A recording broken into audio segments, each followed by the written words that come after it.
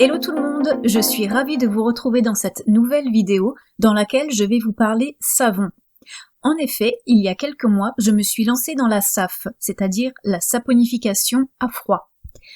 Je me suis renseignée durant plusieurs semaines avant de me lancer, car il y a quand même de la soude caustique, donc il vaut mieux savoir ce que l'on fait avant de sauter le pas. J'ai dû croiser différentes sources entre les livres, les blogs, les infos trouvées sur YouTube et sur Google.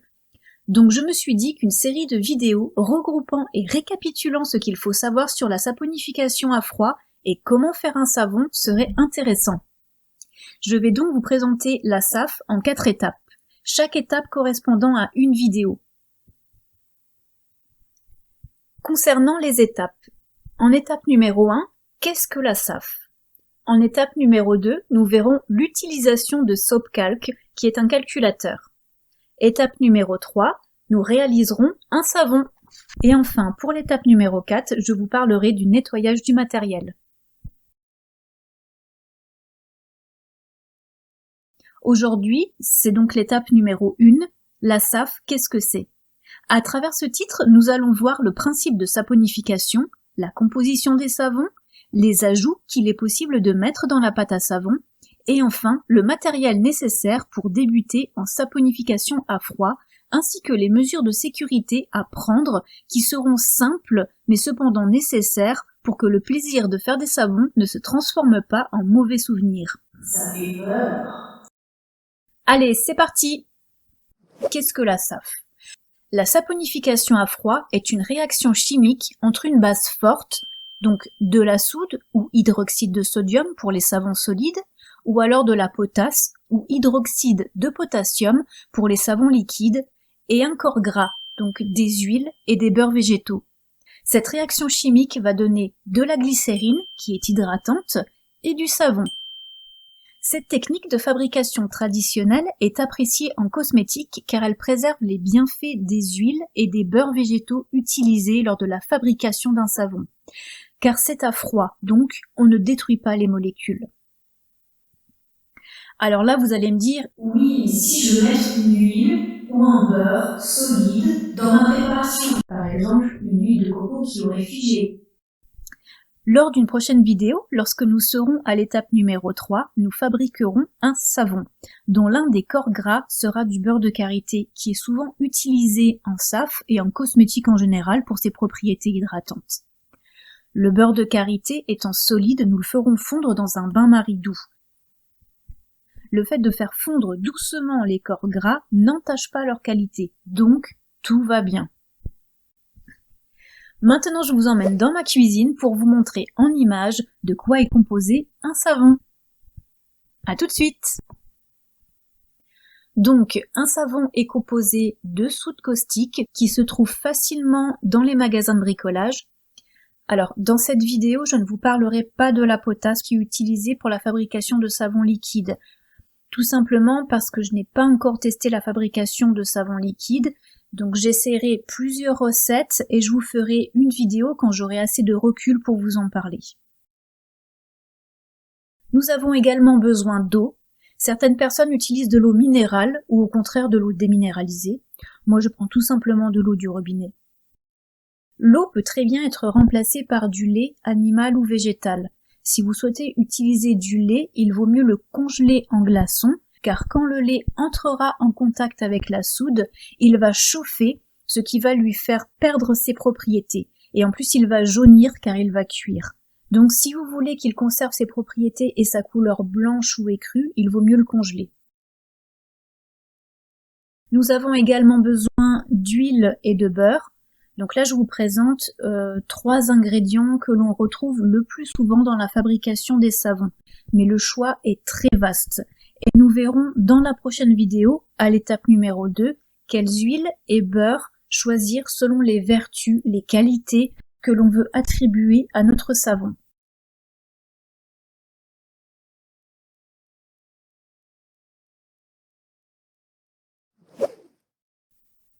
Concernant les ajouts. En ajout, nous allons trouver des poudres.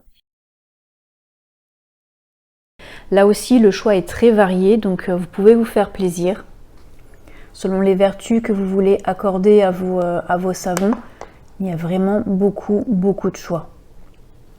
Donc on retrouve l'argile blanche, rose, verte, l'ortie qui est également très bien pour les shampoings, la poudre de riz qui est très bien pour la peau, elle permet d'absorber, elle a un effet un peu talc, donc elle permet d'absorber les impuretés et l'excès de sébum.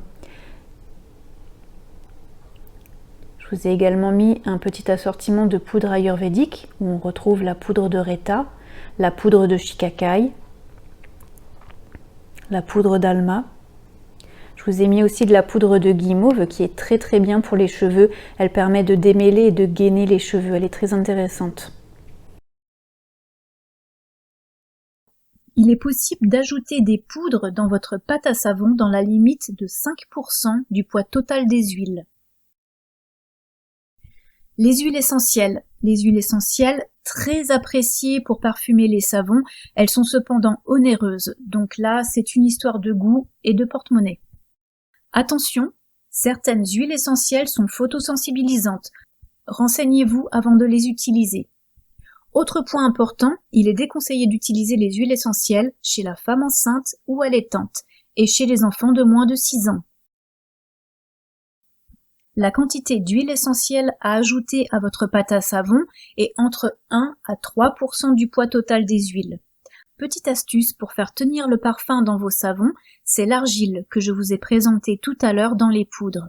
L'argile est connue pour capter et absorber les molécules. Elle va donc emprisonner et ainsi faire tenir les huiles essentielles dans votre savon. Pour l'utiliser, il suffit d'ajouter 1 à 3% d'argile, toujours du poids total des huiles, et de les ajouter à la trace. Sachez que toutes les argiles fonctionnent, la blanche, la rose, la rouge, la verte, la jaune et même le rassoul. D'ailleurs, elles vont rendre votre savon plus crémeux et plus moussant. Et enfin, elles vont permettre de colorer votre savon en lui donnant une jolie couleur naturelle. Pour choisir ces huiles essentielles, il faut savoir qu'en parfumerie, il existe 3 types de notes. Il y a les notes de tête, qui s'évaporent rapidement, les notes de cœur, qui vont venir après les notes de tête, et les notes de fond, qui persisteront plus longtemps. Je vous ai préparé un slide avec quelques exemples d'huiles essentielles pour chaque catégorie de notes. La liste présentée n'est bien sûr pas exhaustive. Ce qu'il faut savoir, c'est que d'une manière générale, les odeurs qui tiennent le mieux dans le savon sont des notes de fond, qui sont des essences peu volatiles.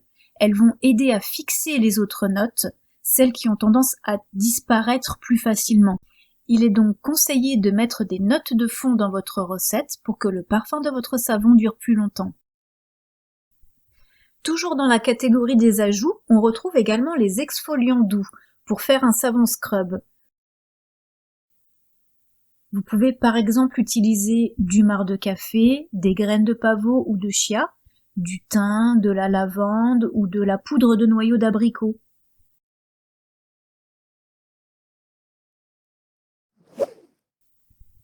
Concernant le matériel, vous aurez besoin d'une balance précision, on ne rigole pas avec la pesée de la soude, il faut être très précis. Il est important de respecter les dosages indiqués par le calculateur. Pour rappel, nous verrons l'utilisation du calculateur à l'étape 2. En savonnerie, c'est comme en pâtisserie, il faut être précis. Nous aurons également besoin forcément de moules, d'un mixeur plongeant, d'une cuillère à soupe et d'une cuillère à café, de pichets de différentes tailles résistants à la chaleur, d'une maryse, d'un fouet, d'une cuillère en bois, d'une bassine en plastique pour préparer votre pâte à savon. Comme ça, si vous renversez quelque chose, il n'y aura pas de soude partout. Et d'une vieille nappe pour protéger votre plan de travail. Le matériel que je viens de vous citer, hormis la balance précision, ne doit servir qu'à la saponification. On n'utilise pas la maryse, les contenants, le mixeur pour d'autres cosmétiques et encore moins pour des préparations culinaires. Nous utilisons de la soude et la soude reste sur les parois des ustensiles utilisés. Donc on réserve vraiment le matériel à la saponification. Alors, maintenant, point important concernant la sécurité. il va nous falloir une paire de gants assez épais et si possible qui remontent légèrement sur les avant-bras, style gants Mappa. Un masque pour protéger vos poumons des émanations, une paire de lunettes en cas d'éclaboussure et du vinaigre blanc pour vous rincer en cas de projection. Ce qu'il faut savoir, c'est que la soude caustique étant alcaline, il faut annuler son action avec un produit acide, donc du vinaigre. Pensez également à travailler dans un endroit aéré, en ouvrant la fenêtre par exemple, et à éloigner les enfants et les animaux pendant la préparation des savons. Ça fait beaucoup d'infos pour le moment et beaucoup de points de sécurité, mais ne vous inquiétez pas, si j'ai fait une série de 4 vidéos, c'est justement pour y aller progressivement. Et même si vous avez l'impression de ne pas être plus avancé après avoir vu cette vidéo, vous verrez qu'il y a une suite logique à tout ce que je viens de dire. Et qu'au terme de ces 4 vidéos, vous aurez toutes les clés et les infos pour faire vos propres savons maison. Et puis surtout, vous verrez qu'une fois que vous aurez testé une recette, vous vous apercevrez que ce n'est pas si compliqué que ça, et qu'on y prend même beaucoup de plaisir. Voilà, nous avons fait le tour de cette première étape. N'hésitez pas à me laisser un commentaire si vous avez des questions.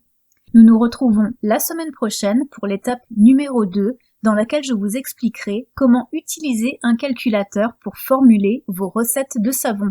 N'oubliez pas de vous abonner et d'activer la petite cloche pour recevoir les notifications. Bye bye!